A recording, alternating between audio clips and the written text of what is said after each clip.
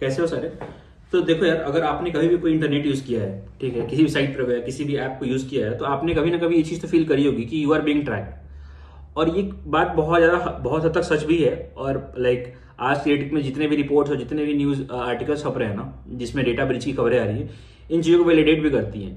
तो आपने ये चीज़ तो नोटिस की होगी कि आप किसी साइट पर हो या किसी भी ऐप को यूज़ कर रहे हो, उसको यूज़ करते टाइम आपने किसी पर्टिकुलर प्रोडक्ट के बारे में बात करी अपने दोस्त से, या लेट्स से किसी पर्टिकुलर इमेज को लाइक कर दिया। अब उसी इमेज की या उसी प्रोडक्ट की जो ऐड है आपके हर एक सोशल मीडिया पे रन हो रही है। और ये कोई कोइंसिडेंस नहीं है, ये रियलिटी है कि हर एक साइट पे जहां भी आप मूव कर रहे हो, जहां जिस पर्टिकुलर ऐप को यूज कर रहे हो, हर एक जगह पे you are being tracked, each and every second you are being tracked, right. अभी क्या है कि एक कहावत है ना कि privacy is a myth in digital era, वो एक सच बात है, वो कोई कहावत नहीं है। आज की डेट में मेरी आपकी किसी की भी, लेट्स से इवन वो सेलिब्रिटी क्यों ना हो, किसी की कोई प्राइवेसी नहीं है। It's a matter of time कि कल को कोई आएगा, किसी के हाथ में आपकी प्राइवेसी होगी, and you can be the next victim of you can be the next victim of cyber crime और जो भी ब्लैकमेल होते हैं या स्कैम्स होते हैं, राइट। समझते हैं कि प्राइवेसी पॉलिसी होती क्या है। तो इसको प्राइवेसी पॉलिसी कुछ नहीं, बेसिकली एग्रीमेंट है। और एग्रीमेंट बेसिकली एक यूजर और एक कंपनी के बीच होती है, जिसमें company list of data points mention किए होते हैं कि ये यूजर के ये डेटा पॉइंट्स वो कैप्चर करेंगे, या यूजर ये एक्टिविटी परफॉर्म कर सकता है, या लेट्स से ऐसी क्या चीजें हैं जो यूजर को पता होनी चाहिए इस ऐप को यूज करने से पहले। बेसिकली वो प्राइवेसी पॉलिसी है। और ज्यादातर केसों में प्राइवेसी पॉलिसी बहुत लंबी चौड़ी होती है। आप जब पढ़ने जाओगे तो आप देखोगे बहुत लंबी है, लोग पढ़ते भी नहीं, बहुत सारे केसेस में तो लोग पढ़ते ही नहीं है, राइट। और जब आप इन प्राइवेसी पॉलिसीज को ध्यान से पढ़ोगे ना, जो बहुत लंबी चौड़ी पेजेस की बनाई जाती हैं, तो आप पाओगे कि इन प्राइवेसी पॉलिसीज में आपके वो सारे कॉन्फिडेंशियल और सेंसिटिव डेटा के बारे में जिक्र किया गया है, जो आप अनदेखा कर दे रहे हो, उसके बिना ही आप उस कंसेंट को दे रहे हो, बेसिकली एक्सेप्ट कर ले रहे हो। ये चीज एंड्रॉयड में तो बहुत ज्यादा होती है। मैंने ये चीज नोटिस की है, मैं पहले एंड्रॉयड यूज करता था, तो मैंने तो ये चीज नोटिस किया है कि कोई भी ऐप जिसके पास ये प्राइवेसी पॉलिसीज है, अगर आप उसको कंसेंट नहीं देते हो अपना, तो आप आगे बढ़ ही नहीं सकते हो। ये चीज आईफोन में शायद नहीं है। जितना मैंने यूज किया है, आईफोन में हर एक टाइम पे आपसे पूछता है कि यू कैन अलाउ दिस और you can not allow this, something like that, right. और एंड्रॉयड में चीज तो नहीं होती। देखो ये प्रूवन भी है और बहुत सारी रिपोर्ट भी चीज को वैलिडेट करती हैं कि एंड्रॉयड जो है वो लेस सिक्योर है आईफोन से। और इसी चीज को कोट करते हुए, इसी चीज के प्राइवेसी पॉलिसी के बारे में बोलते हुए, स्टीव जॉब्स ने 2010 में एक कॉन्फ्रेंस हुआ था कैलिफोर्निया में, ऑल डिजिटल कॉन्फ्रेंस करके, उसमें एक पॉइंट बोला, your location data, is that okay with you every time they want to use it? And we do a lot of things like that to ensure that people understand what these apps are doing. That's one of the reasons we have the curated app store. We have rejected a lot of apps that want to take a lot of your personal data and suck it up into the cloud. But doesn't that inevitably get you? No. Privacy means people know what they're signing up for in plain English and repeatedly. That's what it means. I'm an optimist. I believe people are smart. And some people want to share more data than other people do. Ask them. Ask them every time. Make them tell you to stop asking them if they get tired of you asking them. Let them know precisely what you're going to do with their data. Basically इस conversation का context ये था कि Steve jobs जो थे वो basically बता रहे थे पूरी दुनिया को उस मंच से कि जो एप्पल के प्रोडक्ट्स हैं वो कितने ज्यादा सिक्योर हैं और कितने ज्यादा प्राइवेट हैं, एक यूजर के डेटा को लेके कितना ज्यादा सिक्योर है, राइट। तो वो उसमें कहते हैं कि जो भी कंपनी जिस भी ऐप को बना रही है, राइट, तो वो हर बारी यूजर से पूछे कि आप कौन सा डेटा एक्सेस करना चाह रहे हो, आप उनकी किस पर्टिकुलर फाइल्स को एक्सेस करना चाह रहे हो। Let them know what you are going to do with the data precisely. You can not assume that user is willing to give everything, right. और ये चीज एंड्रॉइड में बिल्कुल अलग है। एंड्रॉइड में क्या होता है कि अगर आपने प्राइवेसी पॉलिसी को एक्सेप्ट नहीं किया तो you are not allowed to use that app further. ये बहुत हद तक है, मैंने बहुत नोटिस किया है कि आपने अगर कंसेंट नहीं दिया तो आप ऐप यूज ही नहीं कर सकते। लेकिन ये सेम चीज आईफोन में नहीं होती। स्ट्रेटेजी बिजनेस की एक रिपोर्ट है जिसके हिसाब से 84% जो इंटरनेट यूजर्स है इंडिया में, उनको पता ही नहीं है कि डीपी क्या है, basically digital personal data protection क्या है इंडिया में। तो आई एम अज्यूमिंग कि उनको प्राइवेसी पॉलिसी के बारे में क्या ही पता होगी। और ये जो आंकड़ा है ये यूएस में 67% तक का है। 67% ऑफ लोगों को पता ही नहीं है कि प्राइवेसी पॉलिसीज क्या होती हैं या उनके यहाँ digital personal data protection act क्या है। ठीक है। आई थिंक इंस्टा हम सब में यूज करते हैं, इंस्टा, व्हाट्सएप और टेलीग्राम जैसे ऐप्स जो हैं बहुत कॉमन है इंडिया में और हर एक पूरी दुनिया में ही है। इनकी मार्केट शेयर देखोगे 37% के आसपास पूरी वर्ल्ड वाइड, व्हाट्सएप और इंस्टाग्राम तो खास करके। इनकी जब प्राइवेसी पॉलिसी जब पढ़ोगे ना तो आप दंग रह जाओगे कि आप कि ये कौन कौन से डेटा पॉइंट्स आपको कैप्चर करते हैं। अगर केवल इंस्टाग्राम की बात करें तो इंस्टाग्राम आपकी सारी ट्रांजेक्शन हिस्ट्री, परचेज हिस्ट्री, आपके सारा यूजर बिहेवियर, सेंसिटिव डेटा, मेरे को पता नहीं कि सेंसिटिव डेटा में ये क्या ट्रैक कर रहे हैं। जहां तक मैंने पढ़ा है they are tracking users behaviour कि वो किस टाइम पे कैसा फील कर रहा है या किस टाइम पे उसको क्या अच्छा लगता है, किस टाइप का कंटेंट कंज्यूम कर रहा है। एक पूरा यूजर का बिहेवियर जो है ना वो बेसिकली एक मॉडल बनाते हैं और वो ट्रैक करते हैं, उस हिसाब से आपको फिर प्रोडक्ट के रिकमेंडेशन आते हैं।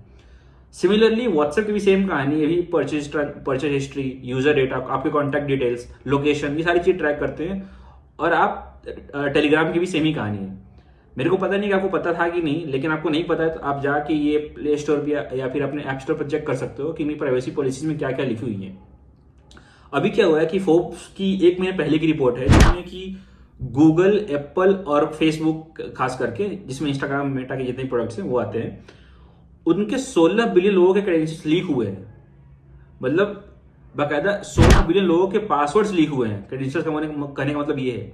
तो हुआ क्या है कि बेसिकली जितने भी लोग लॉग इन करते हैं ना किसी साइट पे, या जितने भी लोग साइन अप करते हैं, तो उनकी सारी जो भी पर्सनल डिटेल्स होती हैं, बेसिकली आपका यूजर नेम और पासवर्ड एक टेबल में स्टोर किया जाता है। हालांकि वो इनक्रिप्ट होता है जिसमें पासवर्ड आपका स्टोर होता है, लेकिन उनकी 30 टेबल ऐसी थी जो डायरेक्टली लीक्ड हो गई हैं और यू कैन से कि वो ब्रीच हो गई पूरी तरह से।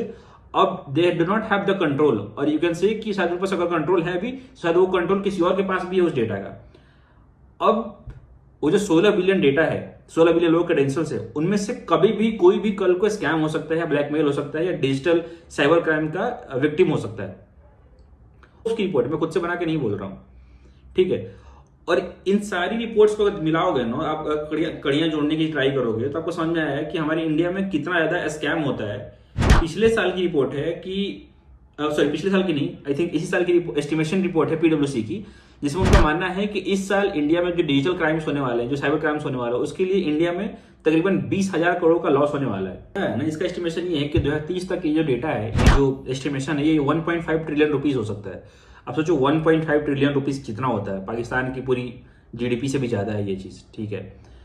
तो देखो जितनी तेजी से पूरी दुनिया में इंटरनेट का यूसेज बढ़ रहा है ना, उतनी ही तेजी से साइबर क्राइम और इस तरह के स्कैम और इस तरह की जो चीजें हैं वो बहुत ज्यादा तेजी से बढ़ रही हैं। और इन चीजों से बचने के लिए भी बहुत सारे तरीके हैं जो आप अप्लाई कर सकते हो।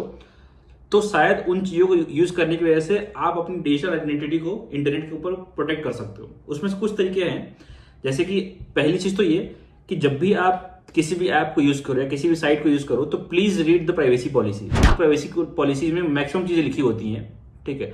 अगर उसमें कुछ भी ऐसी सेंसिटिव इन्फॉर्मेशन मांगी जा रही है, आपसे कंसेंट मांगा जा रहा है, तो do not use this first place, ठीक है। आपने बहुत बड़ी चीज नोटिस करी होगी कि आप जब भी किसी मॉल जाते हो, ठीक है, वहां पे आपका नंबर मांगते हैं, राइट, या किसी भी रेस्टोरेंट में जाते हो तो वहां पे नंबर मांगते हैं आपसे।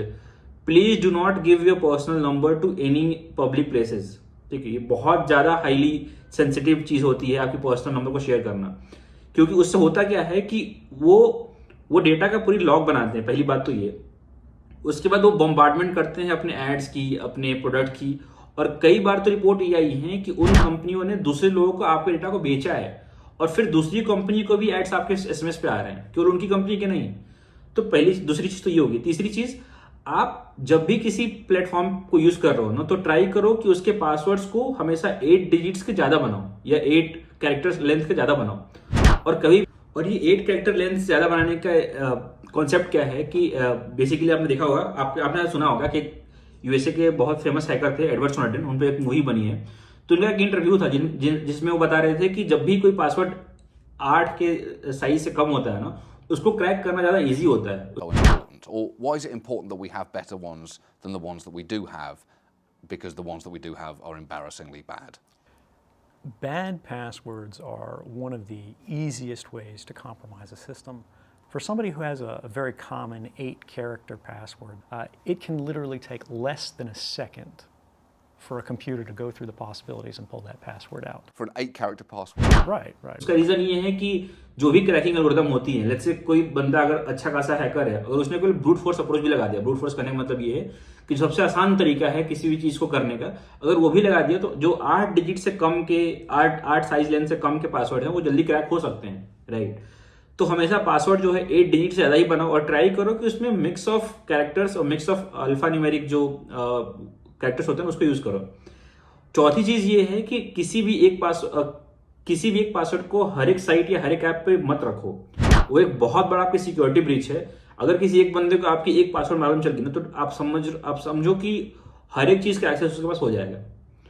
और पांचवी चीज ये है कि देखो बहुत सारी ऐप और बहुत सारे साइट भी, आई थिंक जितने भी फाइनेंशियल ट्रांजैक्शन वाले साइट्स होते हैं, या फिर लेट्स से पेटीएम, गूगल पे, या बहुत सारी चीजें होती हैं, हमेशा ट्राई करो उसमें कि मल्टी फैक्टर ऑथेंटिकेशन लगाने का। मल्टी फैक्टर ऑथेंटिकेशन क्या होता है कि जब भी आप ट्राई करोगे पासवर्ड को चेंज करने का, अपडेट करने का, तो आपके ईमेल पर भी मैसेज आएगा वेरिफिकेशन के लिए, आपके एसएमएस पे भी आएगा। इसको बोलते हैं मल्टी फैक्टर ऑथेंटिकेशन। जितने भी ऐप आप यूज कर रहे हो ना, उस पर ट्राई करो कि मल्टी फैक्टर ऑथेंटिकेशन लगा के रखें।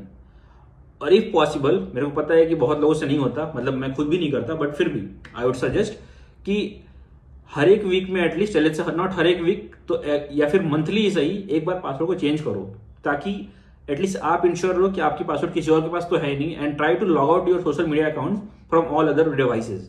एक बहुत बड़ा सिक्योरिटी मेजर हो सकता है जो आप ले सकते हो अपने पर्सनल लेवल पे।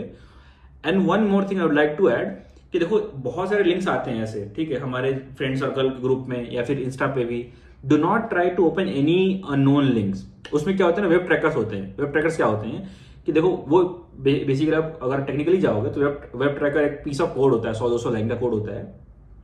और जैसे आप ओपन करते हो ना, तो वो वेब ट्रैकर की जो स्क्रिप्ट होती है वो रन होती है, और रन होते टाइम आपको कुछ इन्फॉर्मेशन जो है ना उस पर्टिकुलर स्क्रीन से या लेट्स से उस पर्टिकुलर पेज जहां पे आप ओपन कर रहे हो वो गैदर करती हैं, कुकीज के फॉर्म में हो गई या फिर लेट्स से लोकल स्टोरेज के फॉर्म में, कुछ भी हो, बट वेब ट्रैकर ये सारी चीजें स्क्रैप करती हैं उस पर्टिकुलर पेज से डेटा, ठीक है। और ये भी एक सिक्योरिटी ब्रीच ही है।